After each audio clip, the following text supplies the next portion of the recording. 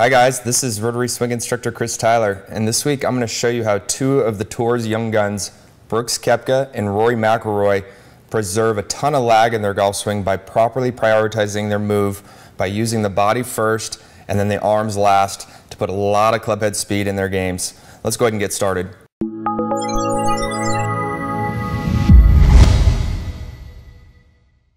Okay guys, so those of you that are joining us on our YouTube channel, and before I get started with today's breakdown of Brooks and Rory, I'm going to include a special preview of a bonus clip on the key to reshaping your swing for lag.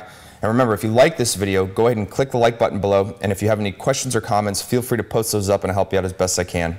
Okay guys, as I said in the opener, we're going to be focusing in on the young Brooks Koepka, who just won at the Waste Management this past weekend, and Rory Mcilroy, the world's #1 player, just picked up another victory. So congratulations to both these guys.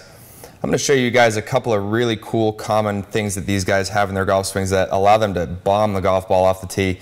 And it's a good way for you to get a good idea on how you're going to be able to preserve lag as you move forward and put a lot of speed where it matters the most, and that's at impact. One of the things that we want to really try to focus in on is that 60% of a tour player's clubhead speed is increased 3 feet prior to the golf ball. So we are at max speed right at impact. And it's done by preserving lag, not doing much with the hands and arms, really properly sequencing a golf swing, much like we talked about in the Bill Haas video. And once you have a preserved amount of lag, then releasing it at the proper time. So let's go ahead and take a look here. So we're going to focus in on a couple of really critical areas here. I'm going to mark about 3 feet prior to the golf ball here so we have a good idea on both sides. I'm going to draw an arrow. This is really where we want the clubhead speed to start to release and maximize. So we are at max speed right at impact. Then I'm also going to draw a line across the hips of both players here. And you're going to see that this is a good line for you guys when you're self-analyzing your swings. You're going to look for a couple of these moves in your own game. And you know, a lot of times we just, as amateur golfers, we just do way too much with the hands and the arms. So let's go ahead and get both players loaded up here up to the top of their swings. Okay, I'm going to get Rory right up to the top. Get Brooks right up there as well. I'm going to mark their hand positions here so you can see that they have very similar hand positions as far as width is concerned.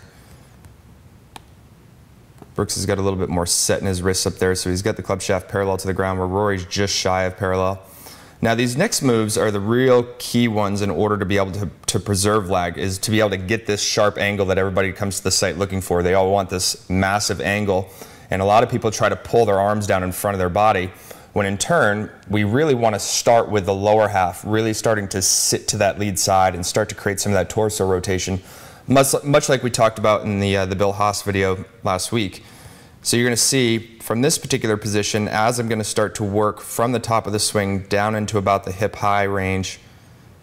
All right, so let me get them down into the hip-high range, both players.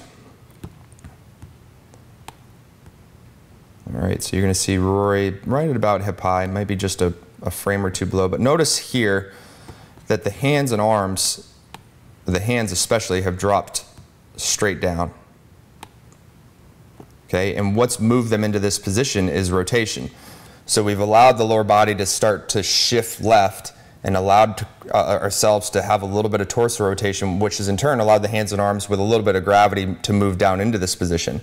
Now this is where the golf swing is we're going to start to get things prepared to release the golf club. So I'm going to go ahead and get Rory more down into the hitting area here, where his hands are passing in front of his trail thigh, or in front of his lead thigh, my apologies. But here you go, as they're passing right in front of his trail thigh. Very similar position with Brooks. So here we are, next frame. Okay, so hand position, just passing that trail thigh.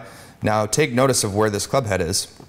We are virtually at that little 3-foot mark. And remember, I was just kind of making a guesstimate where the 3-foot mark was. So you can see here, almost the exact same position. So the hands have moved from the hip-high range, probably about 1.5 feet or so. Now we're getting things set up to where we're going to start to release the golf club. And this is where we're going to gain a lot of speed. So you're going to see the hands move very little all the way to the other side of the hip-high range. And you're going to see this golf club travel a good 8 to 12 feet.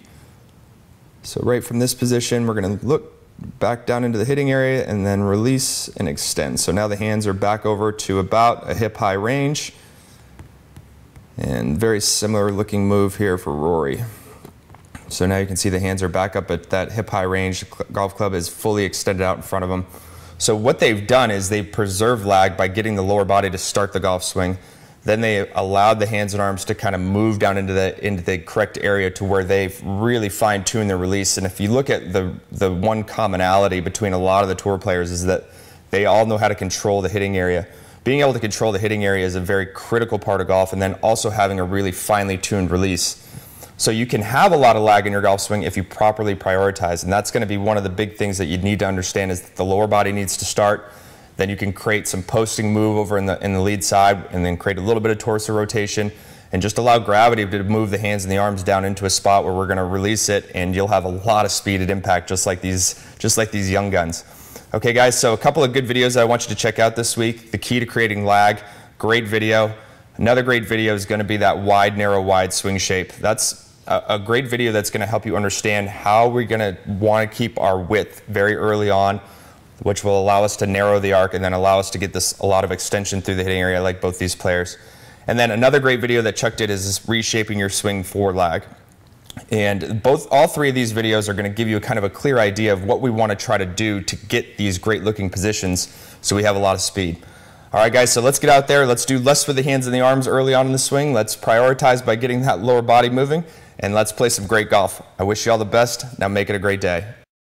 A lot of times when you're working on your golf swing and you get into the website and there's a lot of videos on there and you're working on little tiny things and getting into the nuts and bolts of things, a lot of times what you really need to focus on is just building the shape of your swing. And so I call what we're going to work on today reshaping your golf swing. And what I mean by that is it's training yourself to learn how to swing the club and how the club works and how the wrist works and how the arms work, rather than worrying about getting my takeaway perfect and my setup perfect and all those things, which are extremely important, of course.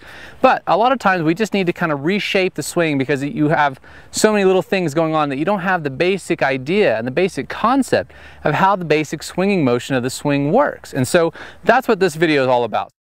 We're going to focus on the left arm first, and I'm going to teach you the basic swinging motion. This is going to look a lot like what you perceive as a golf swing. So it's very simple at first. We're just going to, before we get into this progression of drills, we're just going to get the basic shape of the swing. And so there's a couple key points that we're going to focus on. So the first thing that I'm going to do is obviously grip the club with my left hand only.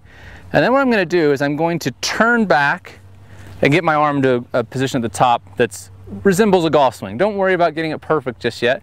We're building the overall construct of the swing. So I'm going to keep my left arm straight. I don't want to see this.